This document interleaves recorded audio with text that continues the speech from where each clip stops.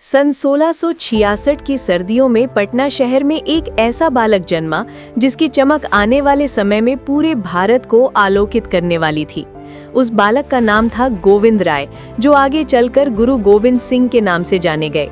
उनके पिता गुरु तेग बहादुर जी, जो 9वें गुरु थे, आध्यात्मिकता और त्याग के प्रतीक थे, और माता गुजरी जी स्नेह और धैर्य की मूर्ति थीं। बचपन से ही गुरु गोविंद सिंह में असाधारण तेज, अदम्य साहस और न्याय के प्रति अटूट प्रेम दिखता था। पटना की संकरी गलियों में खेलने वाला ये बालक जब धनुष उठाता तो तीर सीधा लक्ष्य पर जाकर लगता। जब कथा कीर्तन सुनता तो मन में सेवा और सच्चाई की लौ और प्रज्वलित होती। वैराग्य और वीरता दोनों का दुर्लभ मेल उसकी हर मुस्कान में झलकता था। कुछ ही वर्षों बाद परिवार पंजाब के आनंदपुर साहिब आ गया, एक शांत सुंदर स्थान जो आगे चलकर शौर्य और आध्यात्मिकता की भूमि बन गया। गुरु गोविंद सिंह अपने पिता से सीखते, न्याय अन्याय के सामने नहीं झुकता और धर्म का अर्थ किसी धर्म विशेष से नहीं बल्कि हर उस इंसान से है जो सच और मानवता के रास्ते पर चलता है। धर्म की रक्षा का संकल्प। सन 1675 में जब देश पर अत्याचारों का अंधेरा छाया हुआ था, कश्मीर के पंडितों ने गुरु तेग बहादुर जी से सहायता मांगी। वे धर्म स्वतंत्रता की रक्षा के लिए दिल्ली गए और न्याय के लिए अपने प्राण न्यौछावर कर दिए। ये घटना बालक गोविंद सिंह के लिए केवल पिता की हानि नहीं थी, ये उनके जीवन का उद्देश्य बन गई। उन्होंने उसी दिन निश्चय किया कि अत्याचार के विरुद्ध लड़ना ही उनका मार्ग होगा। नवीन रूप से गुरु के पद पर विराजमान होकर उन्होंने आनंदपुर साहिब को शिक्षा, प्रशिक्षण और आध्यात्मिक जागरण का केंद्र बना दिया। उनकी वाणी में ओज था, विचारों में स्पष्टता और व्यक्तित्व में वो आभा जो हर आयु के व्यक्ति को प्रेरित करती थी। वे स्वयं युद्ध कला सीखते और अपने अनुयायियों को भी सिखाते। खालसा पंथ की स्थापना। सन 1699 बैसाखी का दिन आनंदपुर साहिब में हजारों लोग एकत्र थे। मंच पर खड़े गुरु गोविंद सिंह की आंखों में बिजली सी चमक थी। उन्होंने तलवार उठाई और पुकारा, मुझे 5 सिर चाहिए। कौन है जो धर्म के लिए अपना जीवन अर्पण कर सकता है?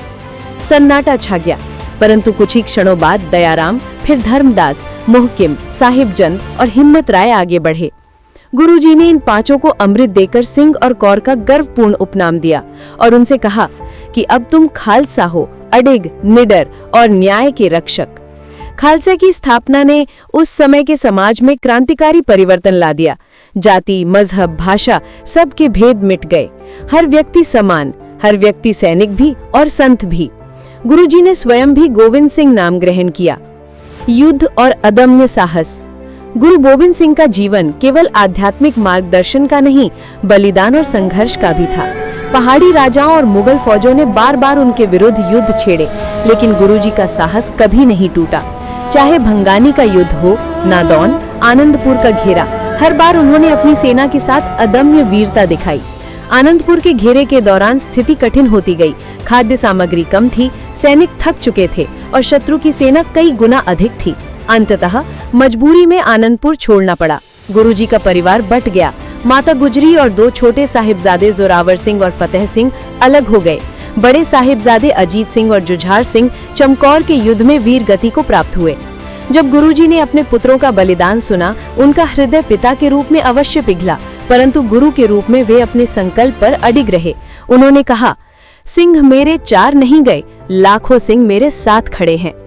साहिबजादों का अमर बलिदान। दोनों छोटे साहिबजादे जोरावर सिंह 9 वर्ष और फतेह सिंह 7 वर्ष को सरहिंद में जिंदा दीवार में चिनवा दिया गया, क्योंकि उन्होंने अपने धर्म और आत्मसम्मान से समझौता करने से इनकार कर दिया। माता गुजरी जी ने भी किला के भीतर ही प्राण त्याग दिए।